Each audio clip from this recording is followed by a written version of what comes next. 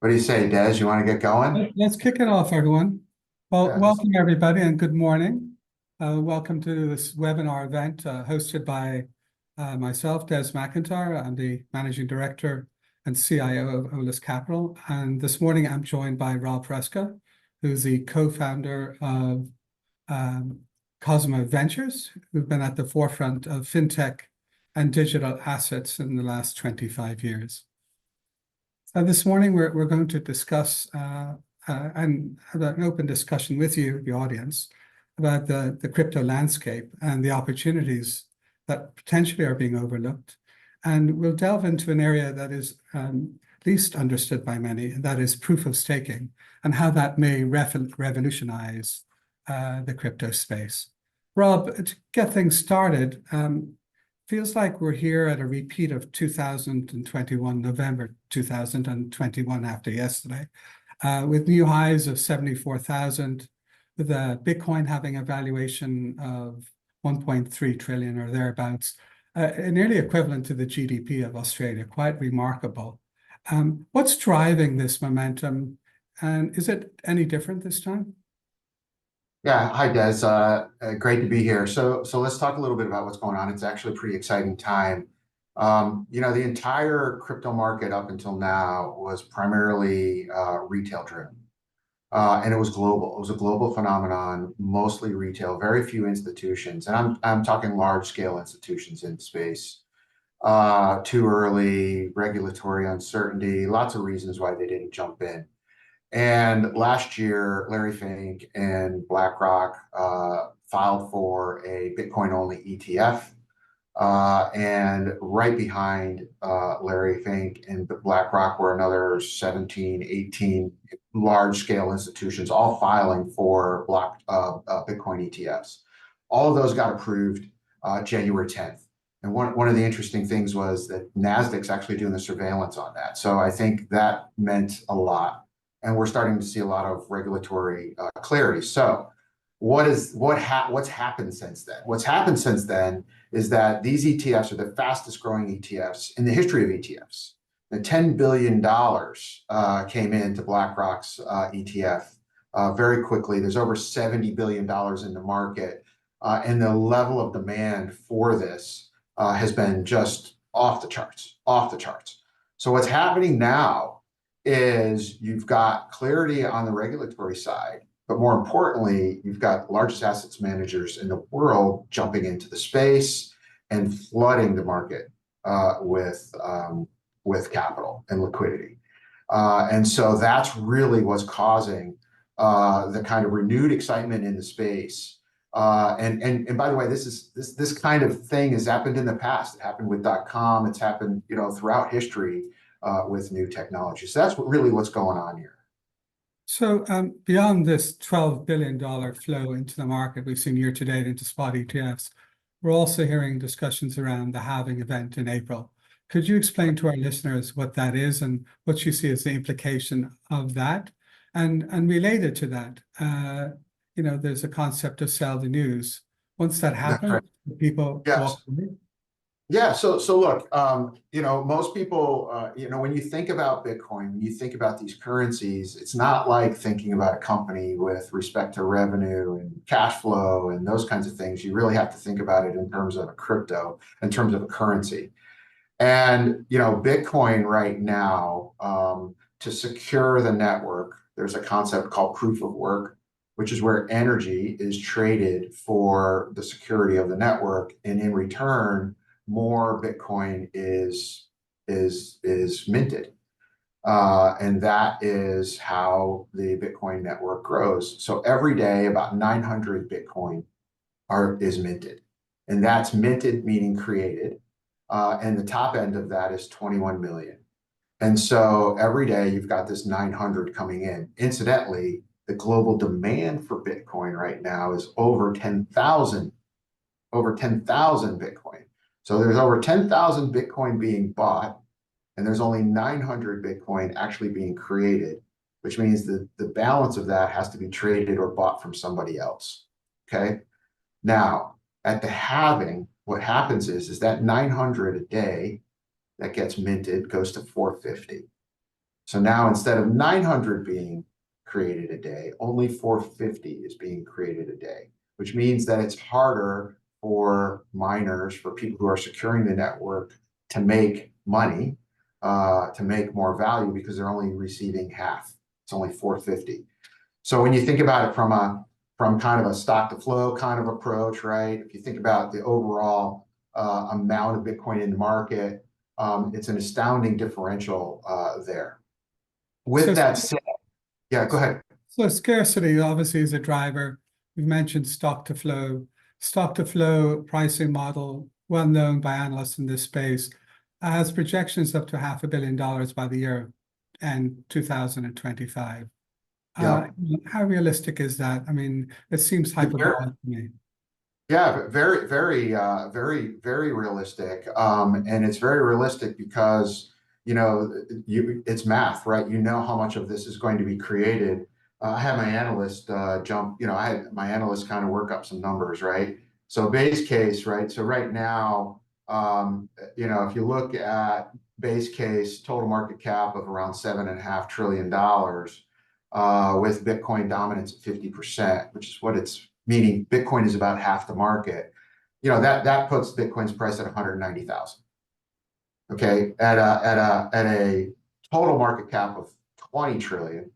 Okay, with a Bitcoin dominance of 50%, that means a $10 trillion market cap. That puts it at about half a billion dollars, $500,000. So we've talked about momentum, scarcity as drivers of value, the halving event. And I don't think people fully comprehend how the concept of blockchain relates to, the mechanically relates to the value of the underlying currencies. Could you explain, for my benefit and for the benefit of our listeners, how that works? Yeah, look, let's go back to the basics here, right? So the old model, the old banking model, the old kind of middleman model is that society is basically built on trust. And what we've done over time is we've created institutions of trust. The Medicis, right? COSIMO Ventures is named after the Medicis, banking, 1400s. And the model is real simple. If I don't know you, Des, and you don't know me, what do? We put a bank, somebody we trust, in the middle, and they clear the trade. Pretty simple. And what's the business model for that? They get a cut. They get a fee. Brokers of houses get a fee. Brokers of stock get a fee. Okay, so there's this model where we have a central institution. They're in between the trade and they clear the trade. Now, enter a networked world where everybody's connected to everybody else. And what did we do? We took these central institutions and we put them on the network. The problem is that when you take that central institution and put it on a network, it becomes a honeypot. It becomes an attack. Everybody attacks it because guess what? That's where all the money is. That's where the ledger that says who owns what is. So along comes Bitcoin with this technology, blockchain. And what it does is it says, hey, wait, all of a sudden, instead of having a central point, what if we made the ledger, we gave everybody a copy of the ledger on the network? And what if we made the ledger write only? Okay, write and read only, not editable. Okay, so you can just keep writing in blocks. Okay, and everybody can read it. And then instead of asking the bank, one institution, to clear the trade, what if we announced to everybody on the network that Rob is giving Des $10? And we ask everybody on the network to verify the fact that I don't longer have $10 and Des has it. And then everybody on the network has consensus. They raise their hand. They say, yep, that's true. We validate it. And then we ask somebody to write that to the blockchain. That's how blockchain works. So instead of having one point of failure, now we have a super resilient way of clearing a trade. So how does the business model change? Well, in the old business model, it's pretty easy. You just pay the bank. But how do I actually pay everybody on this network now that's clearing the trade? Because now I might have tens of thousands of people all clearing the trade for me. They're all raising their hands saying, hey, the trade happened. That's what crypto is. Crypto is the token of value for that network to clear the trade. So what that says is that the bigger the network, the more transaction volume in that network, the higher the value is of the token that represents that network. And so so it's not just some arbitrary little thing. It's actually based on how that network is clearing these trades. And so, that's kind of a low level, right? Very, very, very, very simplistic way of what's going on here. Related to that question, when we look at the broad crypto space, a lot of the focus near term has been on Bitcoin. Sure. And Bitcoin only represents 55% of the overall market value, right? Of like 2.36 billion or thereabouts. What are investors overlooking with this focus point? And related to this, I think I've heard you say that Bitcoin differs from many of the other currencies and that you see it as a store of value, whereas the other currencies reflect really new types of settlement technologies or protocols. Can you explain that further? And again, what are investors overlooking? Yeah, so first of all, Bitcoin's the tip of the iceberg. Bitcoin proved to the world that you can do decentralized transaction settlement and do it in a very reliable, resilient way. Along comes Ethereum, which basically is like Bitcoin, proof of stake, which we'll talk about. But what that's all about is creating new networks to clear different kinds of trades. So maybe I want a network that clears media.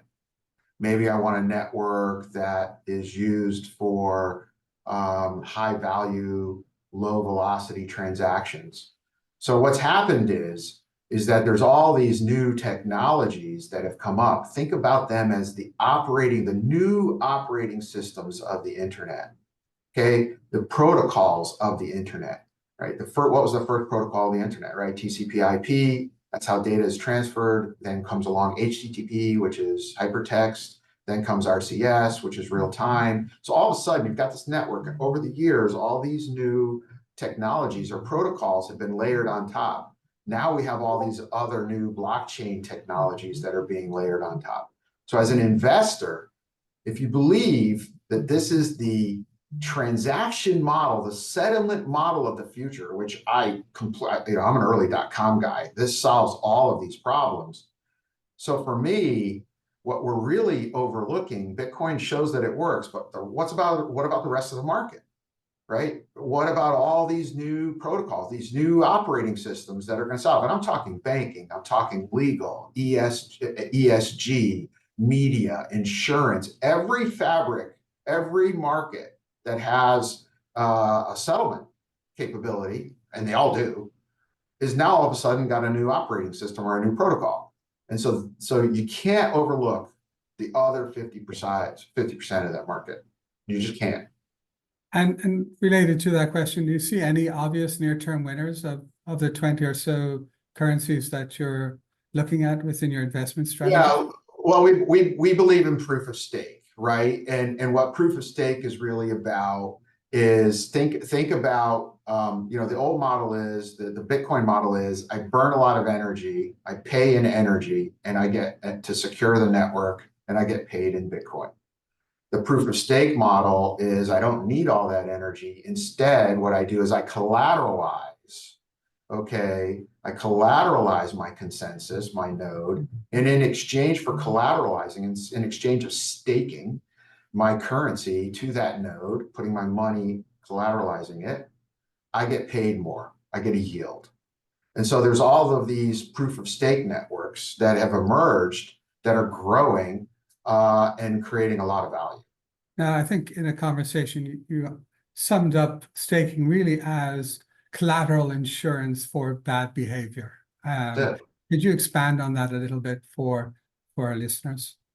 Yeah, so today remember the old model, we mine, we burn energy. The new model, a proof of stake model, is where there are nodes on the network that validate and verify transactions, and you can lock your crypto. You don't give your crypto to anybody. You hold custody of it, but you can lock your crypto to a node as collateral for that node to make sure they don't have any bad behavior. And in fact, there are many services out there who like Figment that we use, that are insured, right? They're reliable, big, providers, institutional providers. So you can then use them to stake to the network, and then you earn more in kind, which is key. So now you're getting a yield, but you're getting a yield in kind. And that, Um, interestingly, Rob, that was one of the issues people talked about as an asset class, like gold. Crypto right. did not have a associated yield with it, such that it was difficult to value. What That's are the array of yields available among, say, the top 20 or so currencies? Yeah, so Ethereum, which is the largest proof of stake on the other side of Bitcoin, they're at what, I'm looking at it now, 4.9% today, which means you're earning more ETH, okay, more Ethereum, more ETH at 4.9% annual rate. Some of them are as high as 15%. Now the key here is that most of these periods, if you compound it, might be 20 days, could be 10 days, could be 2 days, depending on the currency. So now you're getting compounding in a very short interval, right? And that's where this asset class, if you will, gets super exciting. Because if you think about it, you've got the potential to get alpha on Ethereum, right? So I did that math earlier for you. If Ethereum, okay, was out there, in the same kind of market cap, if the total market cap went to 7.5 trillion, given the ETH dominance, that puts it at 12,500. In the same case where Bitcoin is 500,000, ETH is 33,000. Okay, so you're getting alpha, right, off the ETH because it's appreciating in value. Here's the kicker. If I'm getting 4.5% more ETH and that's being compounded, that 4.5% turns it into a lot given the alpha, the appreciation of the underlying currency itself. This is what you highlight, as we spoke before, that this is not only speculative game here, there's an accumulation game, and that's the secret sauce. And while in your investment strategies, I understand you're offering liquidity or the ability to actually accumulate, such that if the market does correct, like we've seen in the last few days, that's a buying opportunity, and again, resets your whole portfolio going forward. Look, Absolutely. It does. It is about accumulation. I think you're absolutely right. This is an accumulation game. It is early. It is early. And so if it's early and you've got this technology that's basically going to eat the world, okay, from a transaction settlement layer, then why not accumulate, right? Now you don't want to be in the mode where you're calling winners. That is like, is it ETH? Is it Solana? Is it like, who knows, right? So our approach is more, let's get a diversified basket of those, right? And then let's stake them. Like, let's absolutely stake them to get that yield, because what you want to be doing is accumulating here. so we're seemingly getting into this discussion of crypto as an asset class, and we've seen several arguments, both positive and negative, in the last few years. Two of the positive was, this is an inflation hedge, and it's a diversifier. We've talked about the context diversification within the crypto portfolio you might manage for someone, but those two arguments seem to have broken down in the last few years. What would you say about that? Yeah, look, I would think of crypto more of kind of a hedge against kind of the global liquidity, and the global liquidity, which is a little more obtuse than inflation, right? The central bank, the central banks of the world, right? There's really no rhyme or reason. I mean, yeah, there's some basic underlying principles of what they're doing, but ultimately they can print, and they can print, money as fast as the politicians want them to. Whereas in this market, in this world, you can't. It's math, right? Bitcoin is producing 900 a day. It's going to go to 450, and ultimately, when it gets to 21 million, it's going to stop. When you look at Ethereum, it's actually deflationary. Okay, most people don't realize, the amount of value, okay, of revenue that's being generated by Ethereum. Billions of dollars. In fact, Ethereum is the fastest revenue growing, okay, network or company, if you want to put it in terms of company, number two behind Alphabet, faster than everything else, right? So there is a lot of value being created in these networks, and these networks are growing. So I think but the key is that the monetary policy of these networks is in code. It's not at the whims of some politician or COVID or what have you. So I feel like, long-winded answer to your question, it's more of a hedge, I think, to this kind of global liquidity issue that we're seeing. Thank you, Rob. This morning, I think we saw on the wires that GPIF, the largest government pension plan in Japan, has committed to exploring making allocations to crypto. Interesting. Here in the States, what I'm seeing is, a set of assets, clearly very volatile, highly speculative, and a lot of institutional money managers driving the bus, facilitating retail access. And clearly, with 12 billion of inflows into the spot ETF, there's a large momentum. But what's your perception and your experience in engaging with institutional investors, accepting this as an asset class, finding a home for it within their asset allocations going forward? Yeah, so I've been fortunate to go through the whole this we've been doing this since 2015. So I've been in rooms where I'm the only guy talking about this. I've been in rooms where everybody is really excited about it, and I've been in rooms where people are scared about it. What I'm seeing now, Des, is a real institutional look at allocating between 4 and 8% to this space. And it's primarily focused at in that kind of alternatives bucket. Some of the bigger family offices that we talk to, the multi-billion, the larger ones that are more interested in, capital preservation, they're looking for more of a delta neutral kind of yield approach on this. But for the most part, we're seeing a lot of excitement, primarily from family offices and institutions, and I think they're recognizing that they need to be at that kind of 4 to 8%. And we're seeing, Rob, a lot of family office endowments and foundations. Just in our distribution business alone, I think we've identified over 400 institutional family office endowment investors and some public plans. So quite an interesting development. So it seems to be more driven by those decision makers who are less dependent on committees, etc. They're very sophisticated investors. So continue on the theme of asset allocation. When you pitch a product or an asset class, people say, well, what's the expected return long run? What's the expected volatility? How do you address those questions given the extreme volatility of the cryptocurrencies? Yeah, so I was just looking at some of our numbers here. So the vol of the market here. Let's just pull up some stuff here just so I'm not talking wrong here. So the volatility of this market is around 30, depends, 30%, which is pretty significant.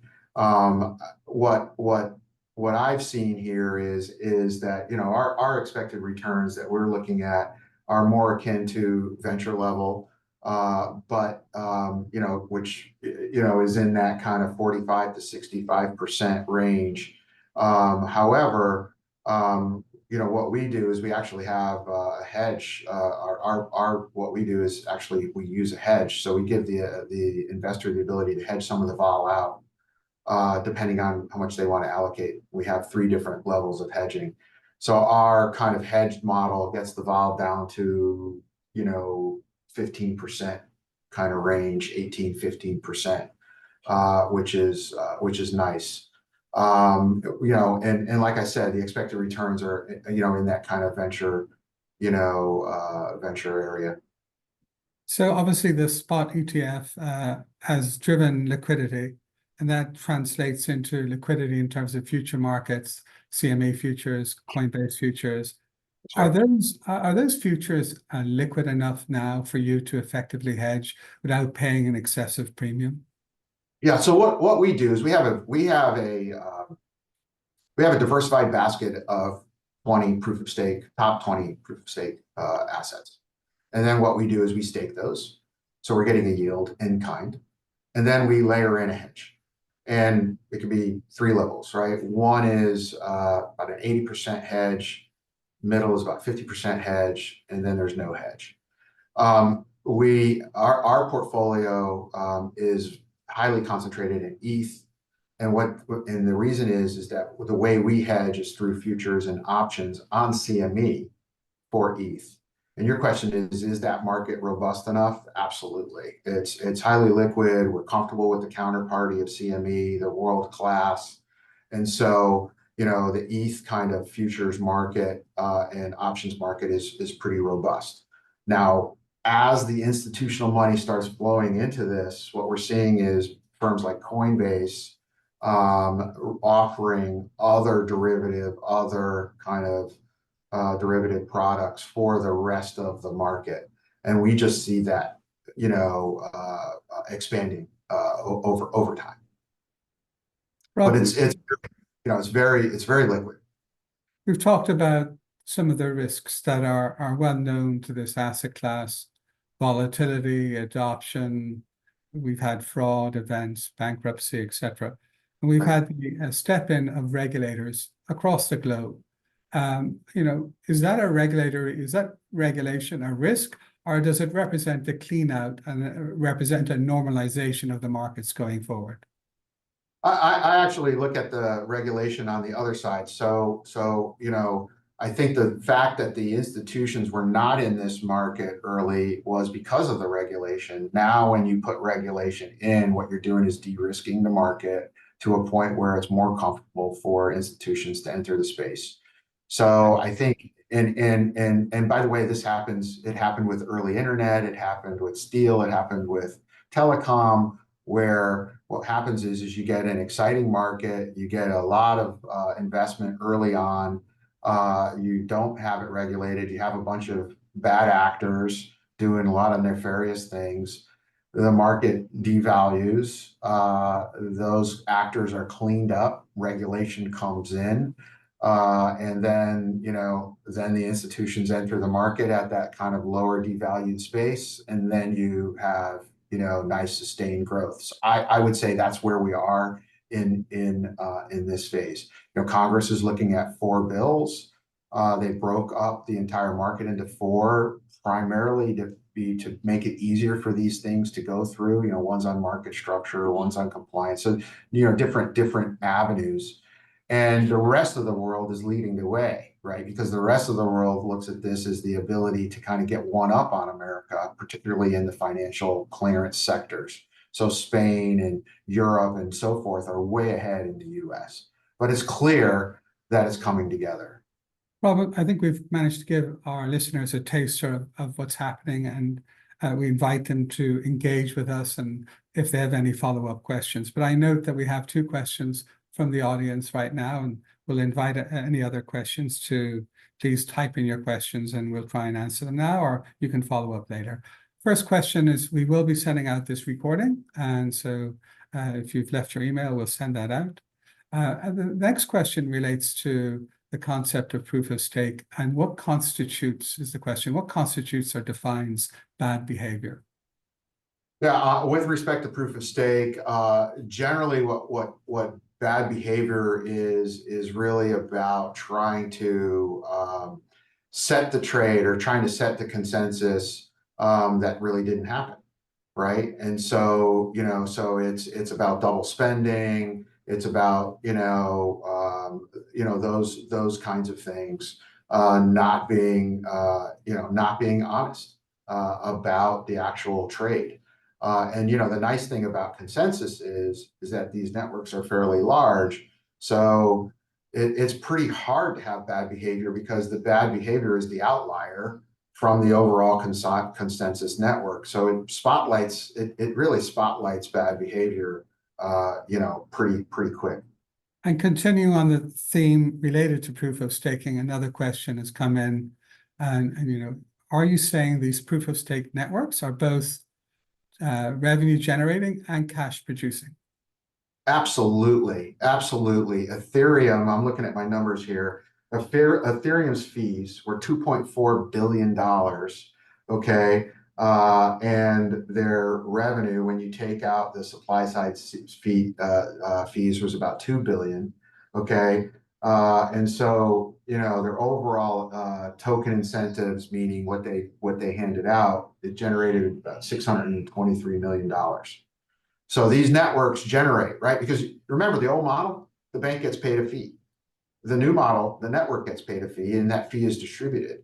So these networks really do they generate a lot of value. Remember that data point I gave you, fastest growing, okay? Fastest growing in terms of revenue, second only to Alphabet, It Ethereum. looks like we have one more final question. In simple terms, the question goes, what is the road map for how my client gets into the asset class? And then how do they get out? Is there a conversion platform to and from standard fiat currency? Yeah, great question. So look, staking is kind of a pain in the neck. Different currencies have different time periods, and dealing with that. What we do is, as a fund, is we're completely turnkey. KYC, AML, sign your docs, wire your cash in, and then what we do, and we're actually 30-day liquid on the fund. So this is a liquid, we're only investing in highly liquid, assets. And then what we do is give you the option, do you want to be hedged or moderately hedged or no hedged or a proportion thereof? And because there's a yield, you can even take your yield out on a quarterly basis and convert to cash. So now you're getting a cash yield off of the fund, even though everything in that is crypto. And then if you want out, it's 30 days. So it's a great way of being in the market, and it's diversified, And right? Because I don't want to call it. And Rob, if listeners want to get more detail on that, all they have to do Sure. is follow up with yourselves or Eolas Capital, and we can That's right. get details on your strategy. That's right. One last question, which we'll take, and invite other people, if they haven't put questions in, just to follow up directly with us. And that is, what is our level of confidence that the US can catch up to Europe and other countries in terms of regulations? I think they're going to catch up. I think it's going to happen pretty fast. Look, from my perspective, I don't think Larry Fink does anything he doesn't know the answer to. When you're running the largest asset manager in the world, and oh, by the way, they announced and they filed for a Ethereum spot ETF, okay, which is the market we're talking about, proof of stake market. And he has gone, out there and said, this is just the beginning. We're going to tokenize everything. This is how all these this is how these transactions are going to be settled. So, I really think the US is going to need to and will put in the framework that's required. Thank you, Rob. And thank you to our listeners who've joined us this morning. We invite you to reach out to COSIMO Ventures or Eolas Capital if you have additional questions or you'd like to inquire about how you might participate in the investment strategies being offered by COSIMO Ventures. Thank you very much, Rob. Thank you very much to our listeners. We'll call this to an end. Thanks, guys.